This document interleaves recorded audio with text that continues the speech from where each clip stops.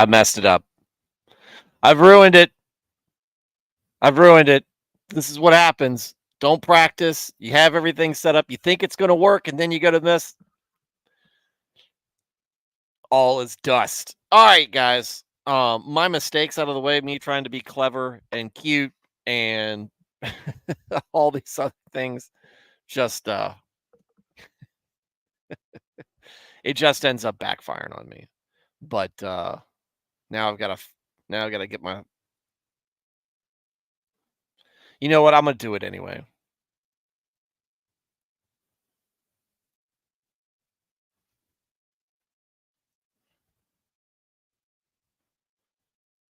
The Codex Astartes does not support this action. But I am looking forward to it. Me as well.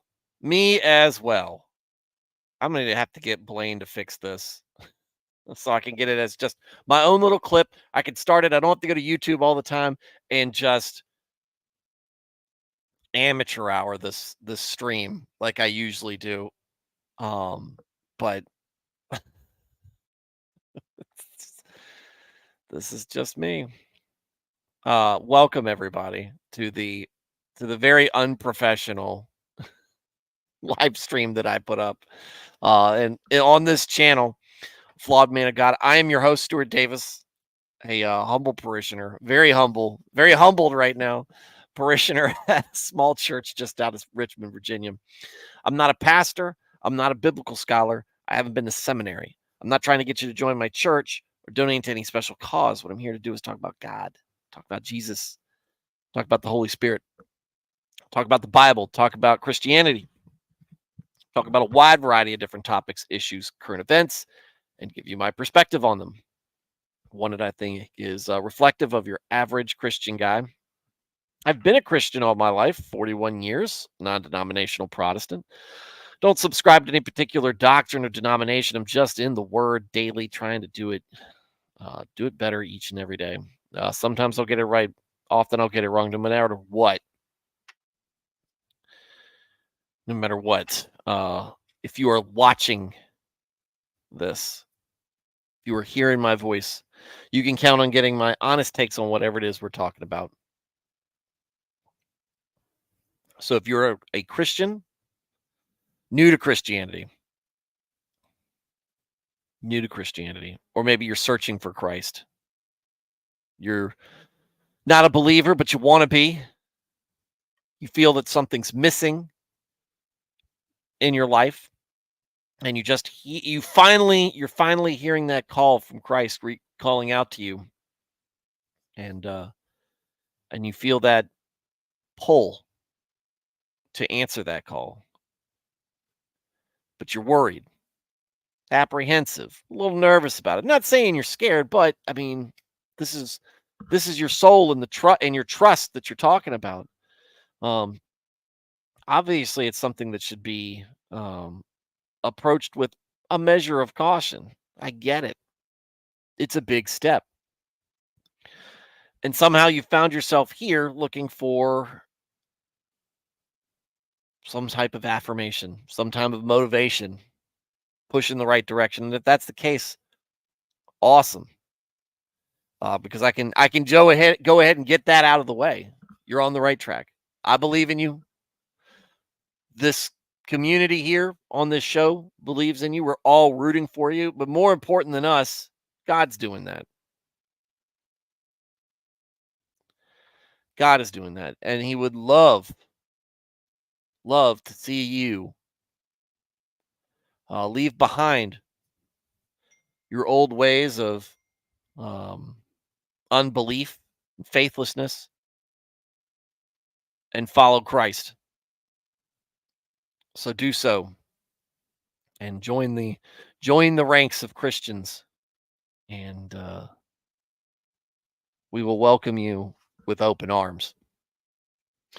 If you are already a Christian and you just enjoy Christian topics and discussions, welcome as well. We run this very similar to a Wednesday night study group or a Sunday school. We're very much small group oriented. We're not a big group here. This is not a chat where you're going to see the chat lines just constantly going. I'm able to keep up with everything. Um, Usually, unless I've got a guest, sometimes I can't keep up when I have a guest, but you know, regardless, um, we want to see you here. And no matter where you are in your faith, whether you're just taking those first few steps or you've been a Christian longer than me, you're more educated in the faith, you're more mature in your faith than I am, or if you're somewhere in between, get in the chat, be part of this show. It's not just me and my ugly mug up here ranting and raving about everything that has to do with Christianity. The chat is full of a great group of folks who tune in and night out, and are part of this show, and make it better, immeasurably better, just by their presence. And so, we'd like to have you there too. Like I said, it's not overwhelming with comments. It's not an overwhelming, waterfall of comments. If you write something, I'll read it and respond to it. And so it's easy. Get in there and talk. What do you agree with or disagree with? Where do you think I'm right or where do you think I'm wrong? What what unique perspective, insight, or experience do you have to add that maybe we haven't discussed or considered? Or maybe you just want to add on to something somebody else said. Share your opinion. Ask questions. I may not be able to answer them. I'm not going to try to pretend to answer one for you if I don't know. But we can talk about it and maybe point you in the right direction. Maybe, who knows? Maybe someone in the chat will know. They're good folks. And with that said, how's everybody doing? Nico's first in the chat. How's that? How's that for you?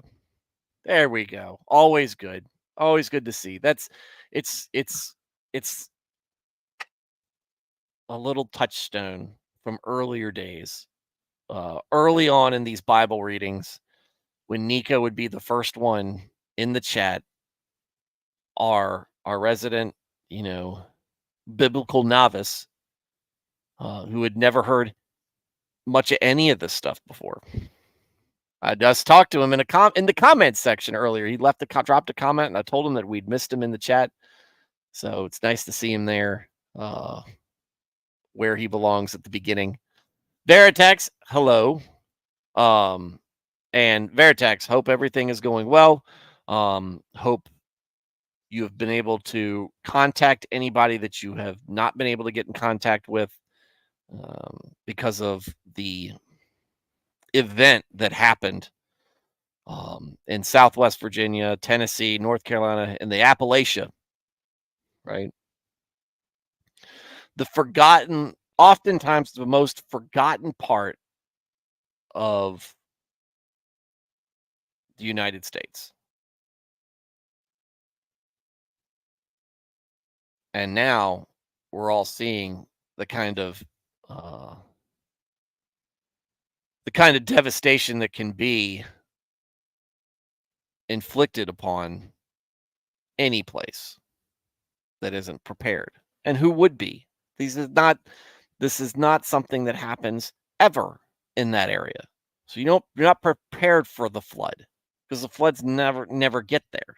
The floods don't happen at that elevation until they do. And so these folks have been deeply impacted. Many have lost their lives and their livelihood and their homes. And we just want to do our best to help them, be there for them, pray for them, and hope that God will come down and bless them in what ways he can, or what ways he will. In what ways he can do it anyway. But in what ways he will to overcome this disaster. I think I've used the word disaster too much now, so there we go. Nirnea said, oh, wait. So Veritex said, I've been hearing some interesting procedural things about Steve Larson getting removed. Some saying it is not real discipline because they don't name the sin or confront him in front of church. I have been kind of paying attention to the Steve Lawson thing. Is it Lawson or Larson? I can't remember. Anyway, Lawson is how you've got it spelled, so we'll go with that. I didn't know him as far as I didn't know much of him. I might have seen a clip of him here and there, but I don't know much about him. But apparently, widely respected member of of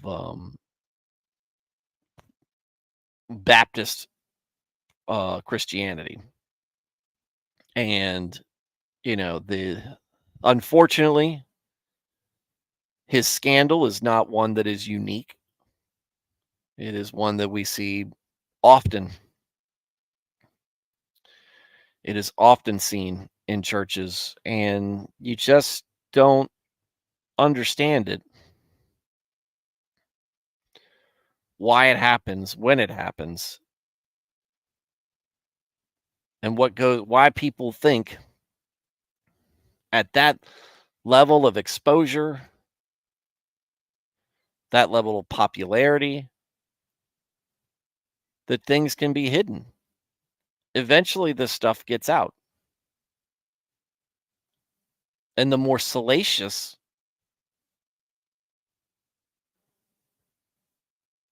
the sin, even though we should be viewing all sins equally, the more salacious, the worse it looks. And in his case, it looks pretty bad. But again, not one new to us, but one that's disappointing nonetheless. He's not the first, and it's not something that just pastors suffer from.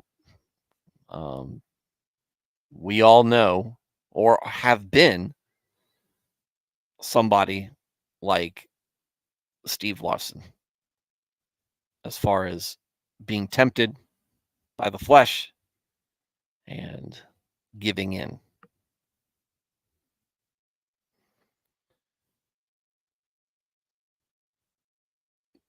But when you're caught in it, and I don't know what his response has been, you're caught in this.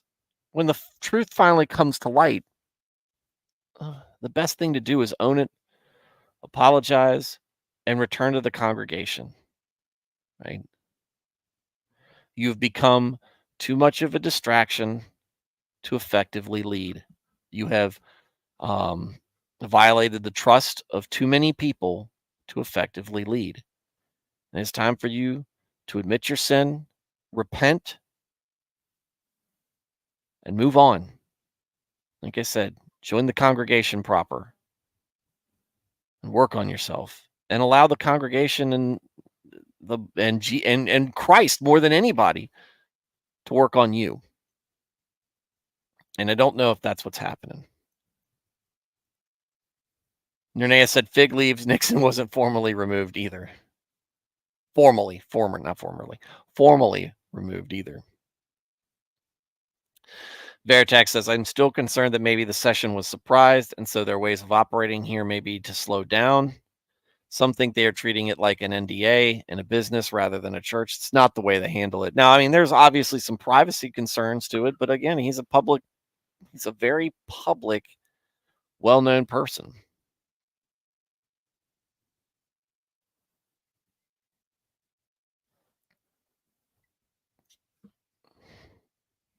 Veritex says, I don't know many churches that have had to remove a pastor for any reasons. I was in one and I was close to the pastor, but I didn't understand what their real issue was when we talked about it in a meeting. I haven't been to one where one was removed. I have been in churches where there has been scandal, large and small. I mean, it all depends on sometimes the size of the congregation on how much these scandals go, and the nature of the culture of the congregation and how they react to stuff like this, but there have definitely been scandals in the churches I've belonged to, and they've all more often than not, pleasures of the flesh, temptations of the flesh, the lust, okay? And it is disappointing again when this stuff happens. But we have to understand that we have our own vices, and maybe we even share those vices with these folks.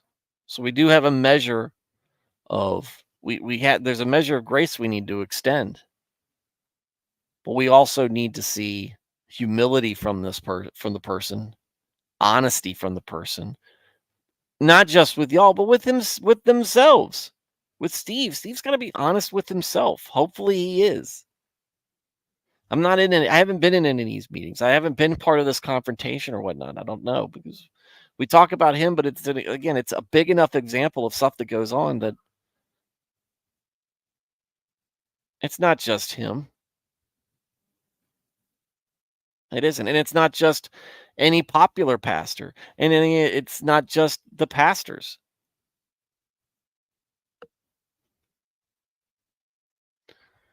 Veritex, I eventually agreed not to object to it because I could see what they were talking about, but one guy wasn't even on the member rolls talking about it was weird. And you usually don't let those folks into the meetings, but yeah. Your cell signal is still screwy.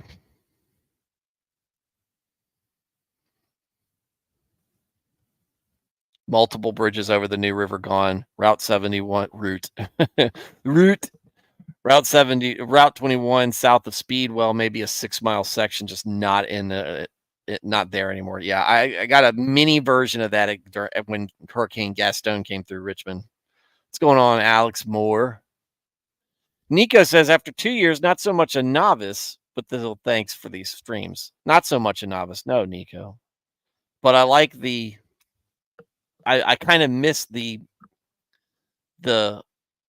questions, or the reactions from you.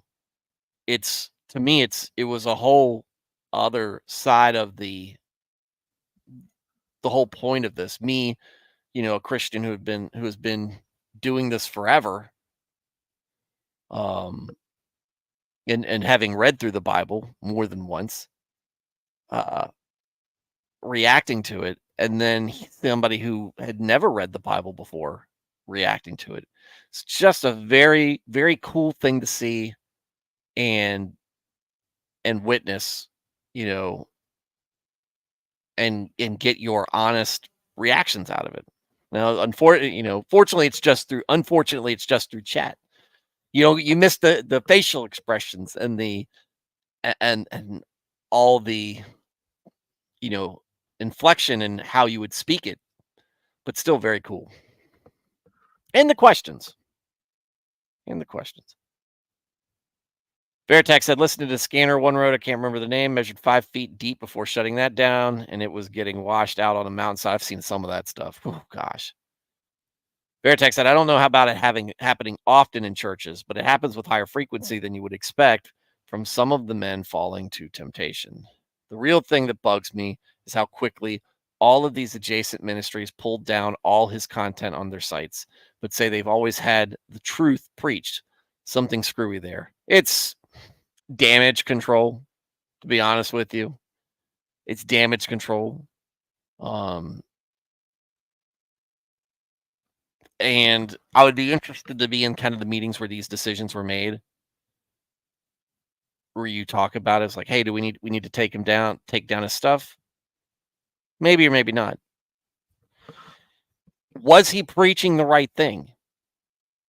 Yes. Does that take away from it? No. But do we want him to kind of be carrying that banner right now? Maybe not. It's interesting.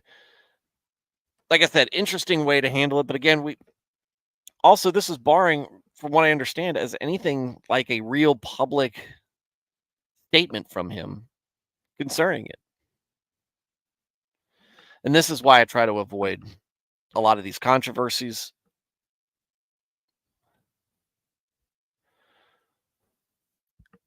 try to avoid a lot of these controversies, and I try to avoid big personalities in churches altogether. Veritex quoting 1 Timothy 5:19-20. Don't accept an accusation against an elder unless it is supported by 2 or 3 witnesses. And that actually goes back to Old Testament. Publicly rebuke those who sin so that the rest will be afraid. By the way, the damage control, imagine if all of Paul's letters were burned after he and Barnabas had their rift over Mark. Now, again, we are oftentimes a broken, fallen people who react in the way that the world reacts and not necessarily the way that God would have us react or prefer us to react. A lot of knee-jerk stuff, a lot of worrying about optics. But it is a true struggle. All right. Where was I at last night? Because normally I'm streaming on Mondays. I was meeting with a buddy who came in from out of town. I didn't think I was going to be able to make it. I had things kind of tying me down here at home, so I had every intention on streaming. And then at the very last minute, those ties were loosened, and I was able to get out and at the very last minute rush out to go hang out with him. He is a mutual friend of myself, Raph, the rafter on here, who's come on here. I need to get back on the show whenever he has time. And Nick, and it's just good catching up with him, seeing how he's doing, and this friend, and seeing how he's doing, and just enjoying a meal with him, and that was awesome. So, God bless, those small things in life where just being able to meet friends and have conversations with them, and talk about life. That's good. And granted, Lawson is not one of the apostles, but I think the fact that this guy was so adamant on the very issue that finally did him in is particularly head shaking. Yeah, I've heard that his last sermon really kind of, has something, like, kind of has something to do with the whole controversy. Like he knew this was going to be his last sermon, something like that. I haven't listened to it. I haven't watched it, but other people have. That's their. I got just too much. Time. Too much pulling my attention right now to give into it. My main focus. My main focus is outside of family and job is you guys, making sure that we all have a place and we all get to hang out and discuss um, that kind of stuff. Let me check something real quick, and then I'm going to go um, tuck my son in and go from there.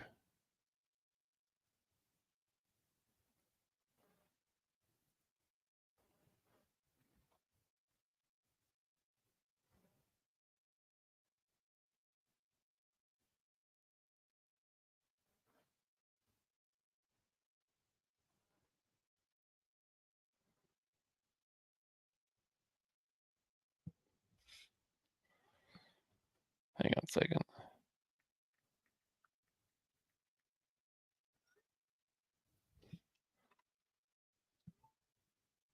All right.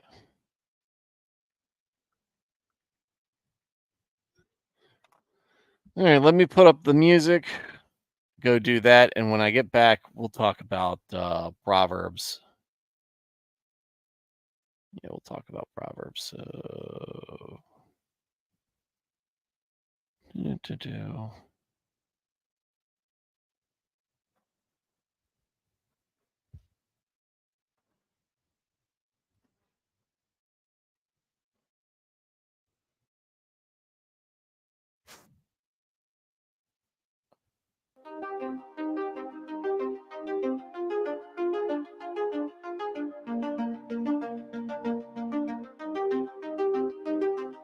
There's not a God before doth in his heart conclude. They are corrupt, their works are vile, not one of them doth good.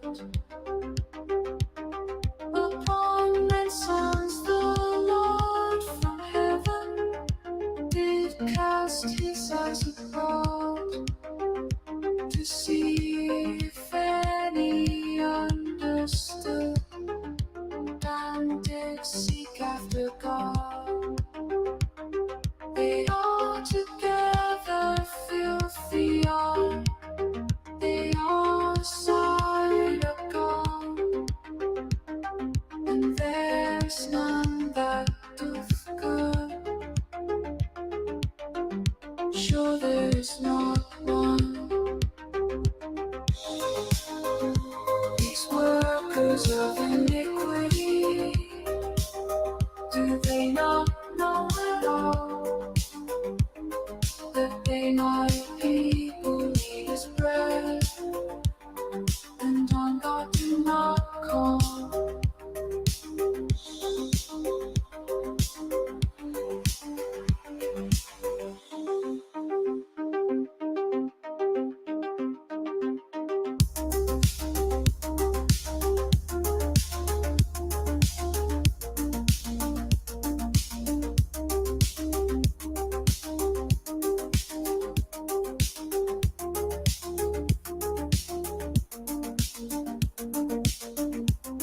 They fear they not, for God is with the whole race of the just.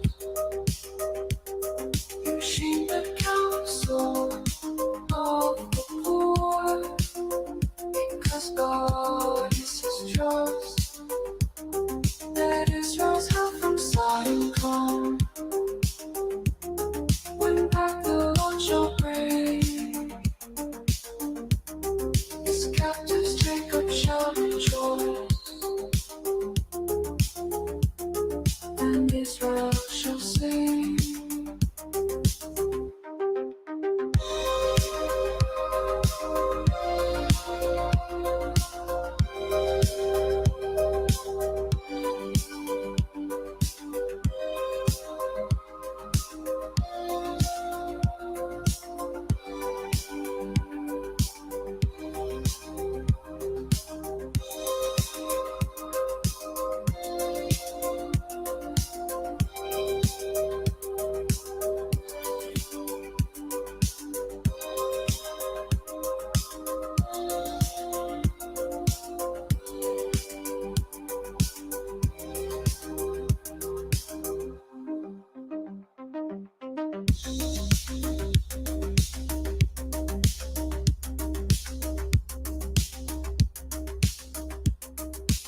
Israel's help from Zion come, and back the Lord shall bring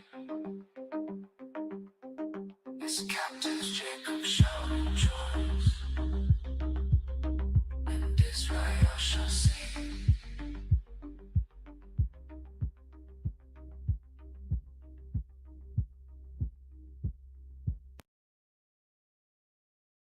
Within my tabernacle, Lord, who shall abide with thee? And in thy high and holy hill, who shall dwell with thee? The man that walketh uprightly, and worketh righteousness, and as he thinketh in his heart, so doth he truth is this. Who doth not slander with his tongue, nor to his friend doth hurt, nor yet against his neighbor doth take a meddling report.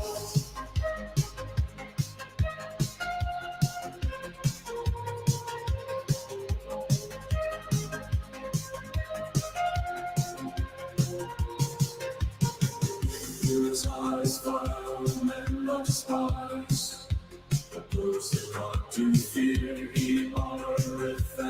changeth not.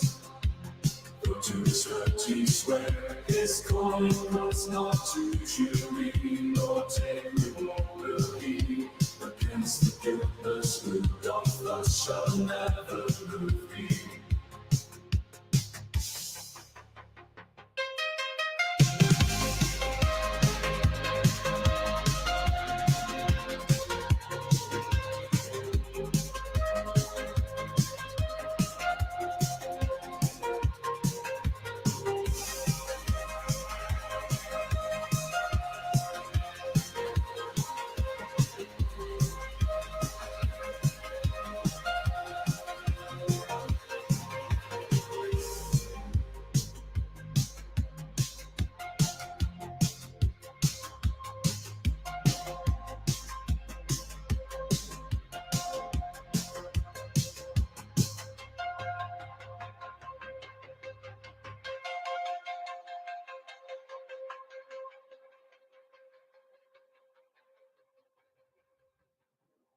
Lord, keep me, for I trust in thee. To God thus wants my speech. Thou art my Lord, and unto thee my goodness doth not reach. To Satan's arm, to the excellent, where my delights are placed. Their sorrow shall be multiplied to other gods that haste. Of their drink offerings of blood, I will no offering make.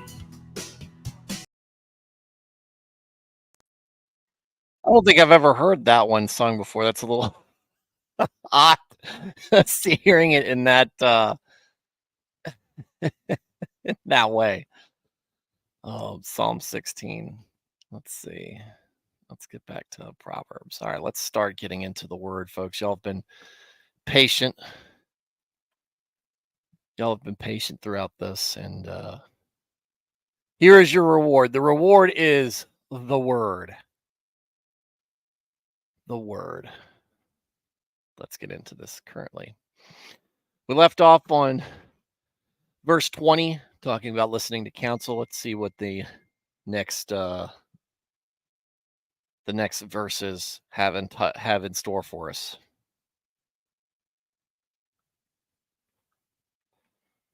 All right. Many plans are in a man's mind, but it is the Lord's purpose for him that will stand and be carried out. That which is desirable in a man. Well, I'm sorry. I'm going to read. Let's start off just reading one verse at a time. Many plans are in a man's mind, but it is the Lord's purpose for him that will stand and be carried out. Yes. Okay.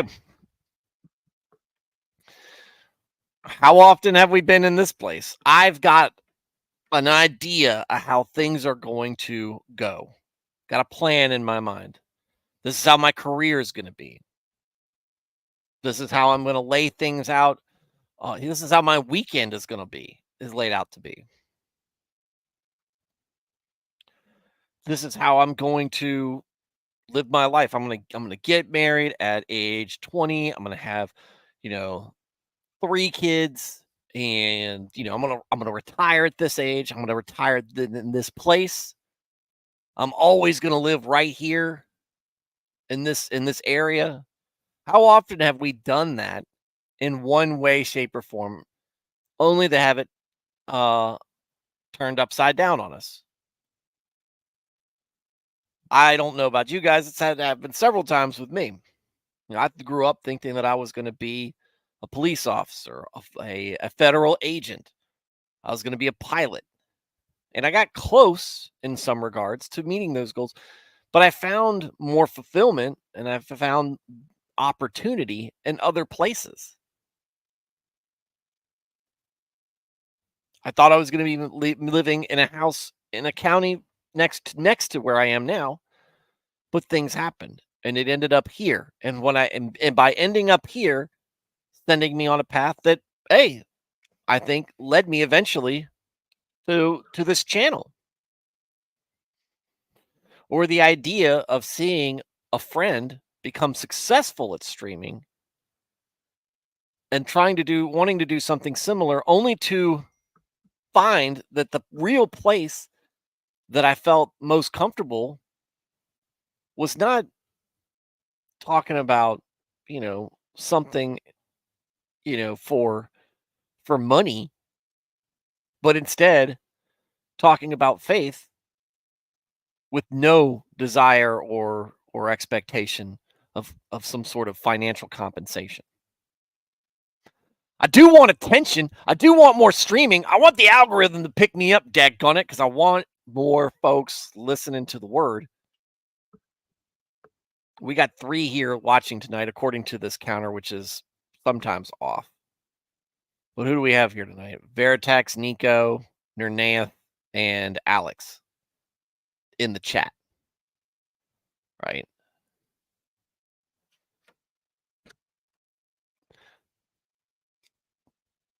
My wife had her own career path. When we first met, she had it all laid out on how she wanted things to go. She is not anywhere close to what she thought was correct, but she is pursuing what we agree is her true calling. You can have a plan. You can plan all day. But ultimately what happens is what God intends.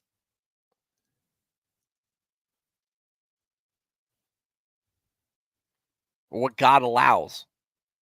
God designs. How are you going to react to that? Are you going to be bitter that things didn't go your way? Are you going to rage to God? Because it could be something deeply unsettling to you. It could be tragedy. It might not be just, oh, I learned that I'm more talented. I find more fulfillment doing this. Oh, events happened and, guided me this way. That were these events being largely benign or just inconveniences or unforeseen opportunities. Sometimes it's a flood going through a mountain.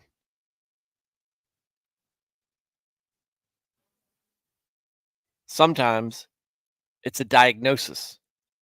Sometimes it's an unexpected death.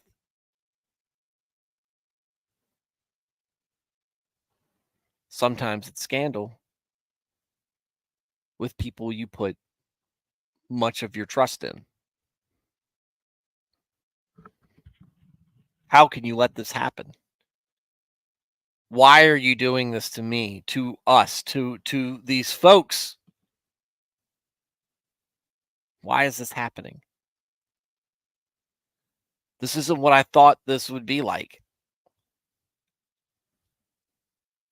Well, many plans are in a man's mind, but it is the Lord's purpose for him that will stand and be carried out.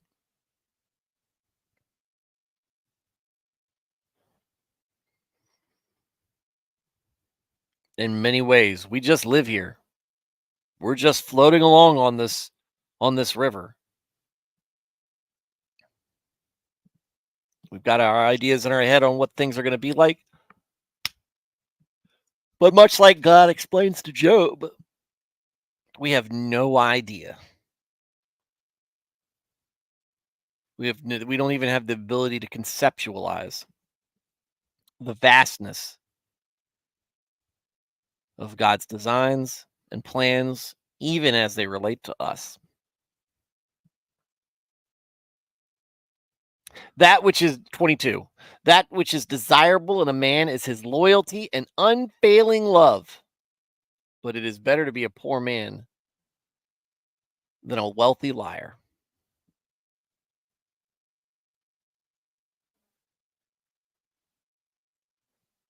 I don't know why they put the but there.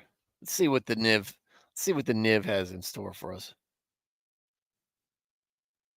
What a person desires is unfailing love. And there's a footnote here in the Niv. Or greed is a person's shame.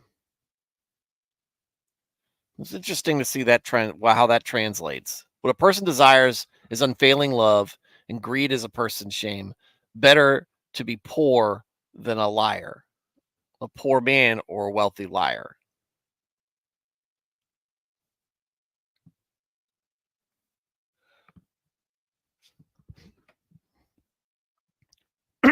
I think aside from the really broken folks, like emotionally just warped into something different, even the folks who are obsessed with chasing money and power and fame, deep down, what we all want is loyalty and love, unfailing love, things that we can count on, things that we can trust in, that we don't have to worry.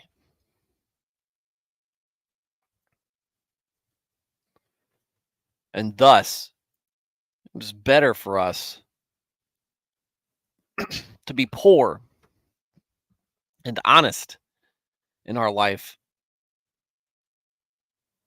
than giving into greed by whatever means it takes to achieve it. Lying, cheating, defrauding your neighbor, any of those things.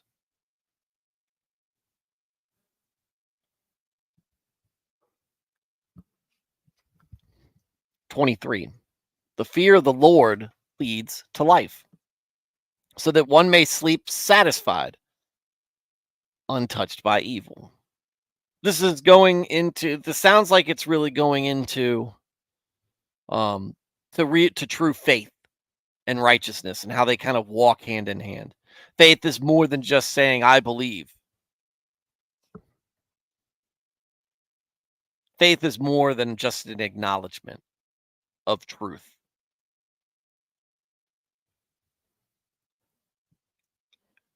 Respect and a desire to respect an understanding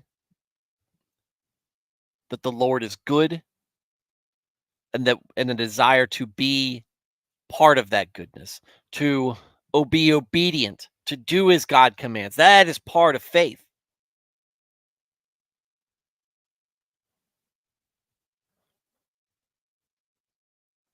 And if you have that, you can sleep the sleep of the just. Because faith is also, and this might be the toughest thing for us, is faith is trust in God no matter what happens, no matter what that tragedy, no matter what that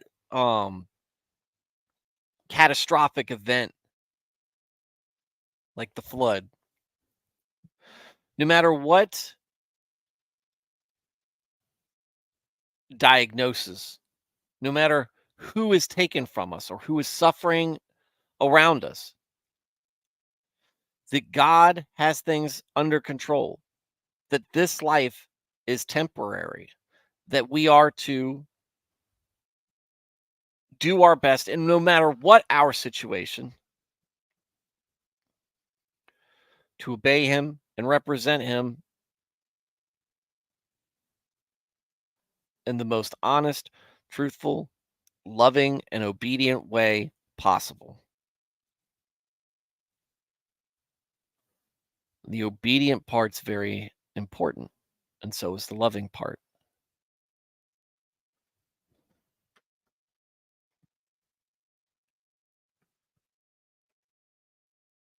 And that involves how we treat ourselves and those around us.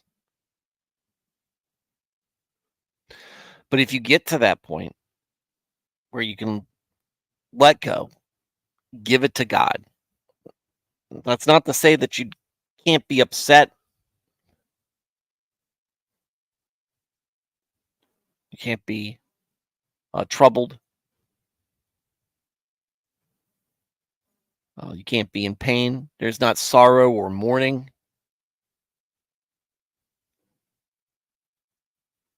But it only goes skin deep, and it doesn't touch your soul.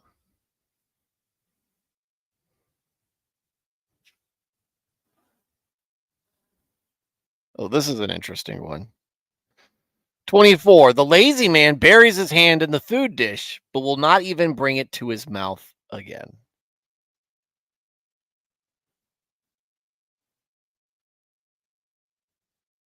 A sluggard, Newton, the Niv says, a sluggard buries his hand in the dish. He will not even bring it back to his mouth.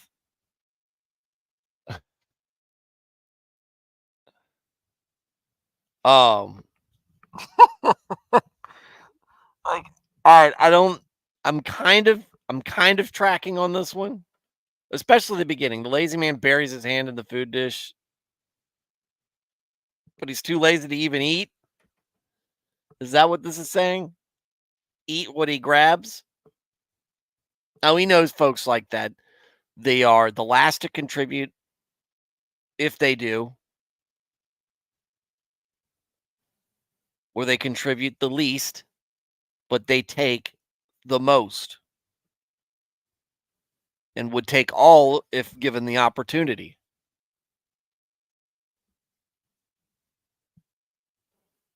And I think that that's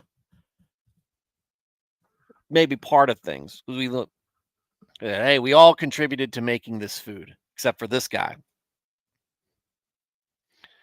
But he's going to be the first to dig in, and he's going to grab as much as he can.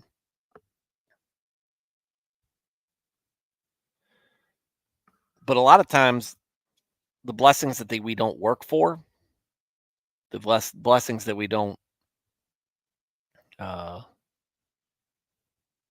should say blessings, the tasks, the things that we work for, the goals that we have, that we actively accomplish. They're important to us, and we don't normally waste that. Folks who don't work for them may waste what they have.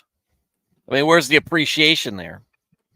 And you can apply some of that to life. Some people think that, the reason why we suffer and the reason why sin exists, and God doesn't just say, no, we're gonna take sin and we're gonna take suffering, we're gonna take hunger and disease, we're gonna take traumatic events, we're gonna take hate, we're gonna take all this stuff out of the world.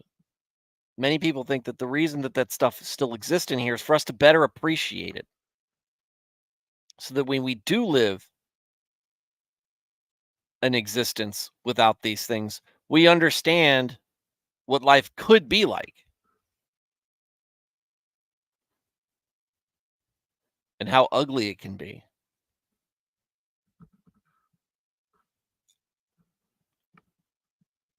And by going through life, seeing how things aren't fair and unjust, we can better appreciate our own personal accomplishments when we don't give in to temptations. But those who don't, but if we didn't have to work for it, if there wasn't a struggle, we would take it for granted.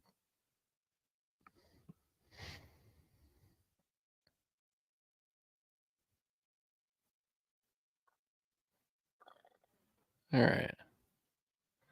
Last one tonight. 25 said the structure of Veritex said the structure of 25 is weird when we get there. Strike a scoffer for refusing to learn, and the naive may be warned and become prudent.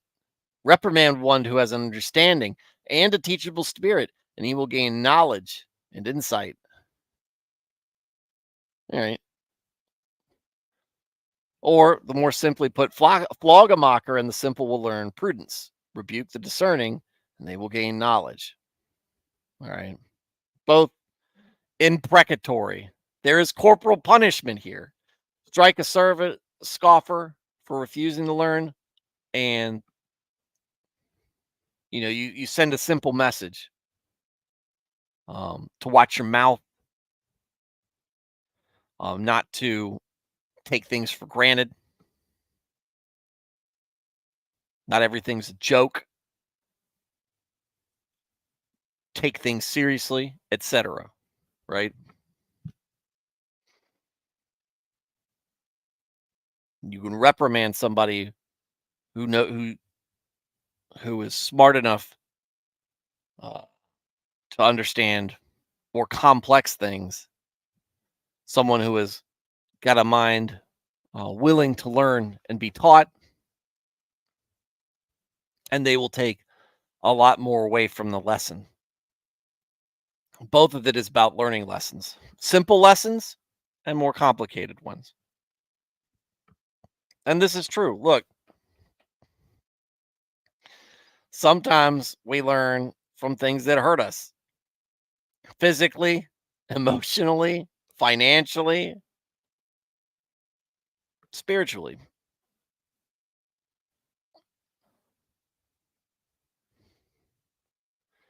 And sometimes it's a swift, painful ordeal. And we learn I need to be more careful. I need to not be so flippant in how I approach things. One of those life comes at you fast moments. You can see it. When you feel like you've got a bead on everything, when you think you've got your thumb really down on life and you've got it all under control, whoo, man, you were generally set up for a rude awakening. But there are other things we learn throughout life that might be a little bit more nuanced, might take a little bit more contemplation, something we might have to just work out in our heads. But in order to do that, again, a teachable spirit. You want to learn? Ask. Be willing to be taught, be willing to be corrected, be willing to pray about it and accept what the Lord what message the Lord sends you.